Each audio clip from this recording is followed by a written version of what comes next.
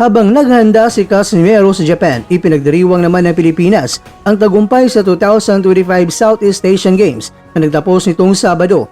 Nagtapos ang ating bansa sa ika-6 na pwesto, bitbit ang 50 golds, 73 silvers at 154 bronze medals.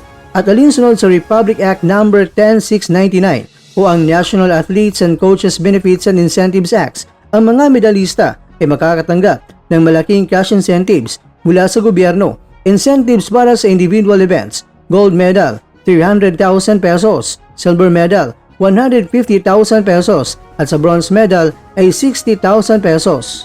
Kabilang sa mga boksingero na mag-uwi ng parangal ay ang Tokyo Olympics medalist na si Yumir Marshall na nakasungkit ng nag-iisang ginto para sa Philippine boxing team sa men's light heavyweight division. Dahil dito, tiyak na makakatanggap si Marshall ng tumataginting lang naman na 300,000 pesos.